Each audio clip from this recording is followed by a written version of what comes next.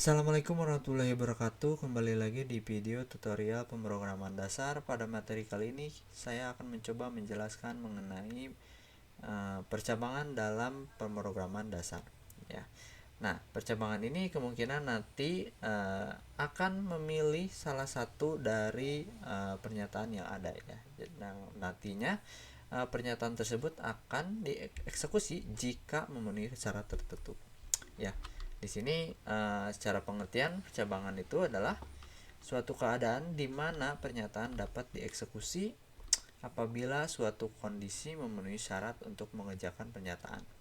Nah, artinya ya mungkin secara singkat pernyataan itu akan dieksekusi jika kondisinya benar ya, atau dengan kata lain tidak salah ya. Kalau misalkan salah, di sini bisa mengerjakan pernyataan yang lain ataupun tidak melakukan pernyataan tersebut gitu ya. Jadi pernyataan tersebut tidak akan dilakukan kalau misalkan kondisinya salah. Nah, di sini kalau misalkan tanpa menggunakan percabangan, maka alurnya maka akan linear sepertinya, lurus. Nah, kalau misalkan menggunakan percabangan, maka nanti alurnya bercabang menjadi dua ya, seperti ini. Jadi ada yang true, alur true ini artinya benar, dan ada alur yang false ya, artinya salah. Nah, kondisi ini akan dicek ya. Jika benar maka dia akan mengerjakan pernyataan satu, dan kalau kondisinya salah akan mengerjakan pernyataan yang kedua. Ini salah satu contoh jenis percabangan if else ya. Ini salah satu jenis percabangan ya.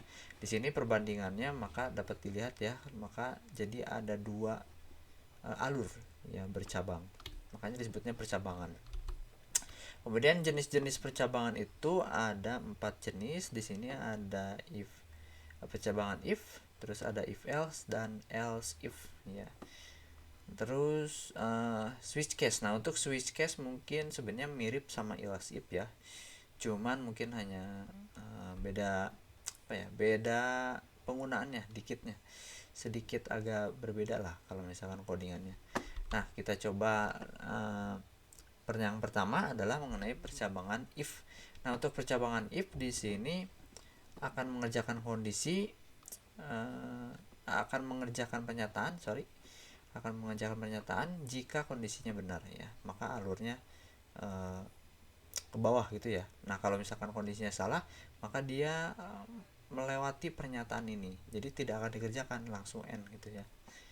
Nah, kemudian untuk penulisan codingnya seperti ini ya. Jadi ada if kurung bulat dan kurung kurawal. Nah, di sini itu yang bulat ini adalah kondisi, dan yang kurung kurawal ini adalah pernyataan. Dan di sini harus pasang ya, jadi dua-duanya sepasang.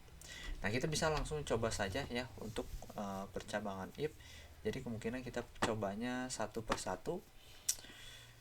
Nah, pertama kita akan membuat suatu project yang mana projectnya di sini kita akan mengecek sebuah nilai ya, nilai dari suatu mata kuliah tertentu. Nah, jika nilainya lebih besar dari 75, maka nanti akan mengeluarkan lulus. Nah, seperti itu.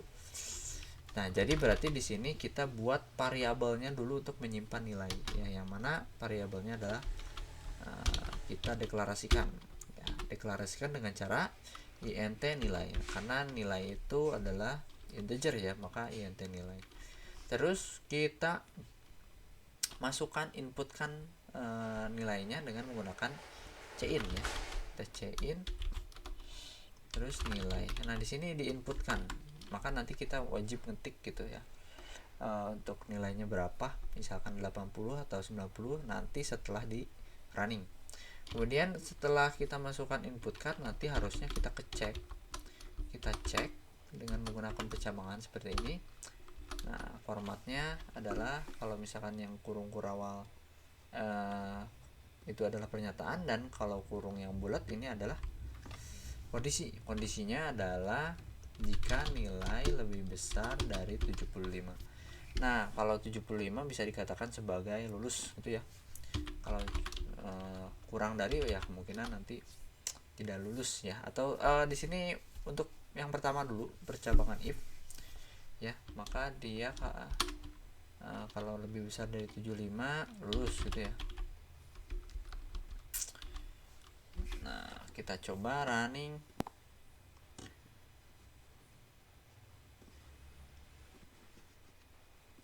Nah, di sini kita masukkan nilainya misalkan 80, maka keluar lulus. Nah, jika kita coba masukkan nilainya 60 ya atau 50, kita masukkan nilainya 50, maka di sini tidak akan keluar apapun ya. Maka dia tidak mengerjakan apapun ya, sama seperti yang ada di alurnya seperti ini ya.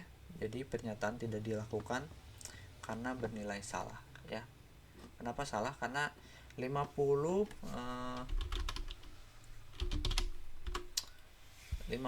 itu kalau misalkan dicek dengan 75 dibandingkan ya, 50 lebih besar dari 75, maka ini bisa dikatakan sebagai false ya. Kalau yang tadi yang 80 dibandingkan dengan 75, maka ini dikatakan sebagai true ya. Nah, bagaimana kalau misalkan 75 kita masukkan 75 lebih besar dari 75? Nah, ini bisa dikatakan false ya. Kenapa false? Karena untuk lebih besar dari 75 itu lebih besar dari itu harus minimal 1 ya. Jadi harus 76 lebih besar dari 75. Nah, ini baru bisa dikatakan sebagai true ya. Nah, bagaimana kalau misalkan 75 pengen dianggap sebagai true? Maka kita wajib menggunakan lebih besar dari sama dengan ya, 75 lebih besar dari sama dengan 75. Nah, ini baru dia dikatakan sebagai true gitu ya. Seperti itu. Mungkin semoga bisa dipahami ya. Terus kemudian di sini untuk yang kedua adalah percabangan if else ya, if else.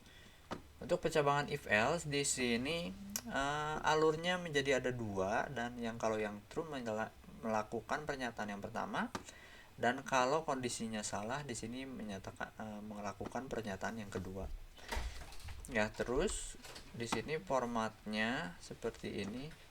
Jadi di sini ada if kondisi ya, kalau misalkan kondisinya benar melakukan pernyataan satu, dan kalau kondisinya salah yang ada else-nya. Nah, else-nya di sini jika pernyataan salah akan melakukan pernyataan yang kedua.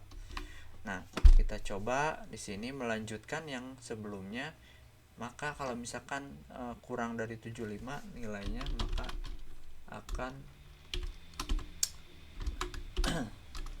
akan mengoutputkan tidak lulus ya. Berarti tidak lulus. Nah, kita coba inputkan 60 ya, yang kurang dari. Nah, kita inputkan yang tadi 50. Nah, maka keluarnya tidak lulus ya. Kenapa tidak lulus? Karena di sini 50 lebih besar dari 75 itu false ya, maka dia melakukan pernyataan yang kedua ya. Yang mana pernyataan yang kedua di sini adalah yang tidak lulus ini. Nah, itu untuk percabangan if else. Kemudian untuk yang ketiga adalah percabangan else if. Ya, untuk percabangan else if di sini menggunakan percabangan yang lebih dari dua kondisi ya. Jadi kondisinya ada lebih dari dua. Ada lebih dari satu ya maksudnya. Jadi ada dua, ada tiga, terserah ya pokoknya. Di sini salah satunya dengan menggunakan dua kondisi ya. Tapi tidak menutup kemungkinan kalau misalkan kondisinya bisa 3, 4 dan seterusnya ya, tergantung kebutuhan. Nah, di sini kalau misalkan kondisi satunya benar melakukan pernyataan pertama, kalau kondisi satunya salah dia akan mengecek kondisi yang kedua. Jadi alurnya dia mengecek kondisi yang keduanya. Nah, terus kalau misalkan kondisi 2 benar, melakukan pernyataan yang kedua. Kalau kondisi 2 salah, melakukan pernyataan yang ketiga. Nah, sini ada pernyataannya ada 3. Nah, beda kalau misalkan kita coba dengan 3 kondisi. Nah, untuk 3 kondisi seperti ini. Ya, kalau kondisi 1 salah, ngecek ke kondisi kedua. Kalau kondisi kedua tetap salah, ngecek ke kondisi yang ketiga. Kalau kondisi ketiga salah, maka melakukan pernyataan yang keempat. Ya, masing-masing kalau kondisinya yang benar, kondisi 1 benar, pernyataan 1 yang dilakukan, ya seperti itu. Dan selanjutnya ini kalau 3, kalau 4 ya tinggal ditambahkan ke kanan dan terus, ya seperti itu. Untuk format else if, nah ini untuk yang percabangan dengan 2 kondisi. Nah, penulisannya adalah kalau yang pertama, kondisi yang pertama itu pakai if. Sedangkan untuk yang kondisi yang kedua di sini pakai else if, ya. Dan tetap dituliskan kondisinya. Jadi ada kondisinya yang kedua. Sedangkan untuk yang terakhir, pernyataan yang ketiga itu cukup else tanpa ada kondisi. Ya. Nah, kalau misalkan yang 3 kondisi, maka di sini kita wajib tambahkan else if lagi gitu ya. Nah, jadi ada kondisi 1, kondisi kedua, dan kondisi yang ketiga. Kita coba di sini mencontohkan dengan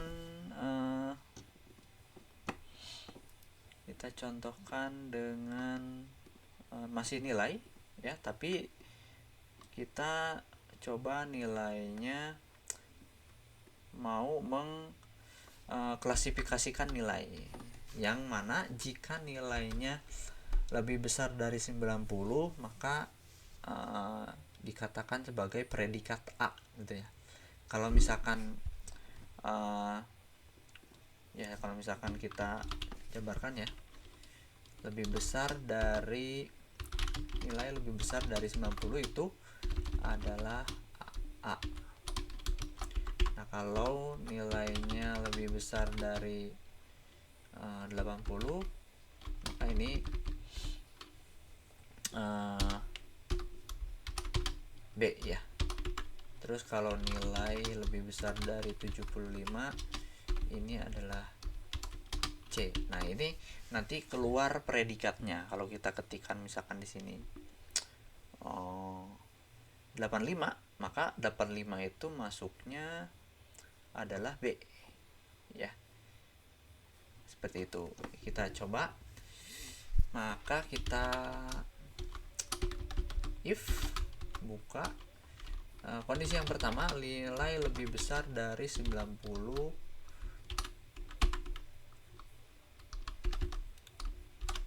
terus kalau lebih besar dari 90 kita coutkan A ya. Kalau yang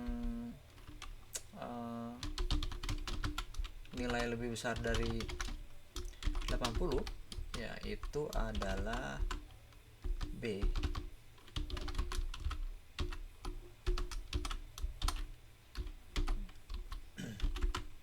Kemudian yang terakhir itu kalau misalkan, nah ini kalau misalkan menggunakan 3 kondisi ya. 3 kondisi, nilai lebih besar dari 75 itu adalah C. Nah, terus yang terakhir kalau misalkan nilainya lebih kurang dari 75 ya, selebihnya lah itu ya, selebihnya maka kita cukup yang terakhir else ya. Jadi pokoknya yang paling terakhir pernyataannya menggunakan else ya, C out D. Nah, sedangkan kalau yang paling atas kondisinya itu menggunakan if ya. Paling atas menggunakan if, paling bawah menggunakan else. Kalau misalkan ada 4 kondisi, berarti di sini if, else if, else if, else if, else ya, seperti itu. Nah, kita coba untuk running.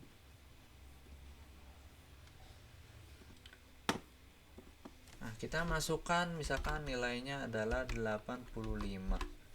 Nah, masuknya B ya, seperti itu. Terus kalau misalkan masukannya 95 A gitu kan. Kemudian kalau misalkan masukannya 60 D gitu kan. Terus kalau apalagi yang belum, 78 C ya. Kalau 75 ini D. Kenapa D? Karena ya seperti yang tadi, kalau ini 75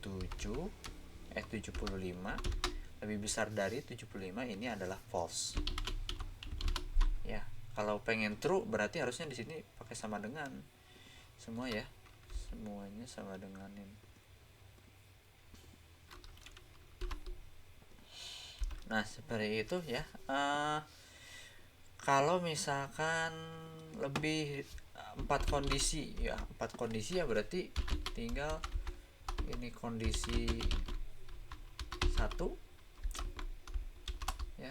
Terus ada else if kondisi kedua ya, terus else if lagi kondisi yang ketiga ya, terus else if lagi, dan pokoknya kalau yang di tengah-tengah itu adalah else if terus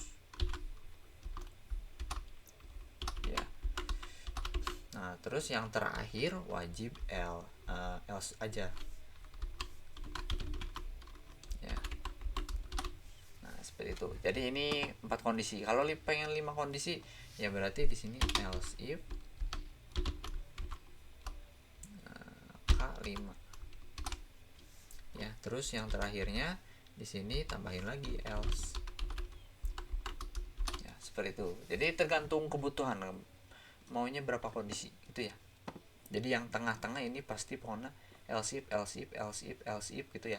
Kalau yang pertama di sini if, yang paling terakhir else ya, seperti itu. Semoga bisa dipahami ya. Kemudian yang terakhir di sini adalah percambangan switch case. Nah, untuk percambangan switch case mungkin flowchartnya mirip seperti ini ya. Jadi mirip seperti ini kalau misalkan 2 kondisi. Terus kalau percambangan switch case di sini format penulisannya seperti ini ya. Jadi ada switch ya, terus case 1. Kalau misalkan benar case satunya adalah melakukan pernyataan yang pertama. Kalau case yang kedua benar, melakukan pernyataan yang kedua. Cuman di sini hanya kondisinya ada di dalam kurung ini. Cuman itu harus nilai pasti ya. Jadi 1 2 3 4 5 6 gitu. Ataupun misalkan teks gitu ya. Jadi tidak bisa menggunakan true false ya. Jadi harus berupa angka ya. Jadi ini harus berupa nilai pasti ya. Kita contohkan di sini, kita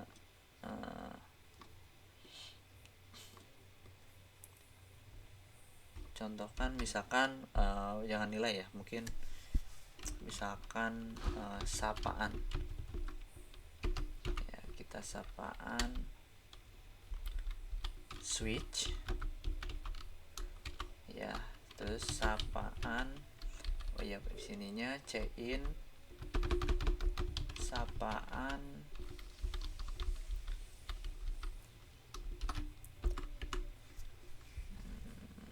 terus case yang pertama adalah 1.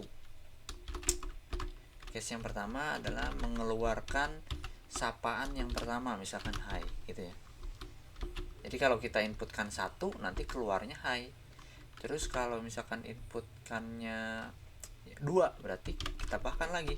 Case yang kedua adalah mengeluarkan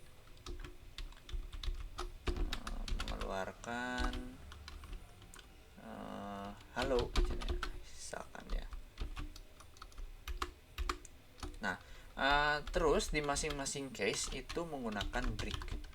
ya. Artinya break ini dia berhenti ya, setelah melakukan pernyataan maka dia tidak akan mengecek pernyataan yang lain. Break gitu ya. Terus yang terakhir di sini defaultnya. Nah, default ini mirip seperti else ya. Kalau misalkan yang sebelumnya tidak benar ya, kondisinya tidak benar, maka mengeluarkan misalkan iya itulah. Kemudian di sini kurung tutupnya. Nah, seperti itu. Ya, jadi kalau misalkan kita ketikkan 1 berarti keluarnya high. Kalau ketikan 2 maka keluar hello. Kalau selain 1 dan 2 keluarnya hi gitu ya.